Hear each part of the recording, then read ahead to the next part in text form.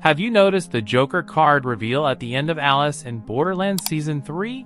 At first, it may look like just another random card, but it's actually one of the most important mysteries of the entire story. That single moment could completely change how we understand the Borderlands, and it may even set up the next stage of the series. Today, let's break down the Joker's meaning in the original manga, how the Netflix series is changing it, and the biggest theories about what could happen next. Throughout Alice in Borderland, every single card has had a purpose. The number cards tested logic, teamwork, and survival. The face cards, King, Queen, and Jack, were the most brutal bosses, each controlling deadly games that pushed players to their absolute limits. But just when Arisu and Usagi thought it was all over at the end of Season 2, one final twist appeared: the Joker. Season 3 finally puts this mysterious card back in the spotlight, and the fact that the show doesn't explain it directly means the writers want us to think about it. The Joker is the most powerful card not because of what it does, but because of the questions it raises. Now, if we look at Hiro Aso's original manga, the Joker plays a very different role than most fans expect. Instead of being another game master or villain, the Joker appears as a mysterious ferryman, a guide between life and death. His purpose is symbolic. He decides whether survivors like Arisu return to the real world or remain trapped in the Borderlands forever. In other words, the Joker is not a fighter. He's a gatekeeper. But here's where things get interesting. The Netflix adaptation has already shown that it's not afraid to make big changes. Season 3 introduces storylines that go beyond the manga, which means the Joker might not be just a symbolic guide anymore. Instead, the live-action series could reimagine the Joker as the ultimate mastermind of the Borderlands, the true final boss who controls everything.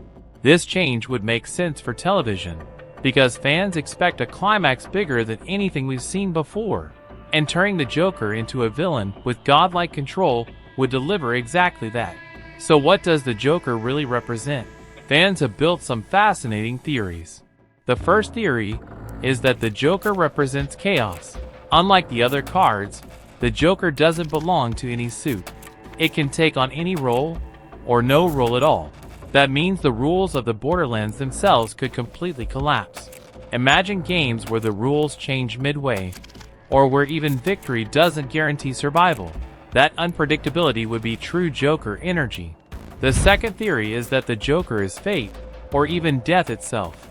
In this view, the Joker decides who truly lives and who dies permanently.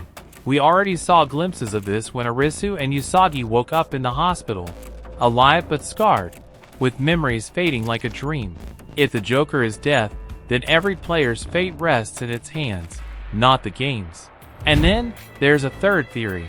The Joker isn't supernatural at all, but a human mastermind.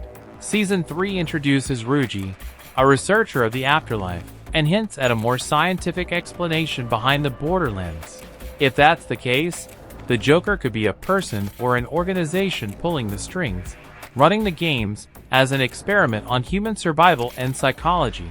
This theory flips the story from mystical to scientific horror. Beyond theories, the symbolism of the Joker itself is just as powerful. In every deck of cards, the Joker is wild. It doesn't play by the rules. It doesn't belong to a suit, and it can either mean everything or nothing. By teasing the Joker at the end of Season 2 and continuing the mystery in Season 3, the creators are sending a clear message. From this point on, nothing is certain. Arisu's memories, his relationship with Usagi, even the nature of reality, all of it could be turned upside down by the Joker's presence. And this mystery doesn't just matter for Season 3. It could also set up Season 4. The finale teases a wider story, showing disasters on a global scale, and even introducing a new Alice character in Los Angeles. The Joker may not be the end.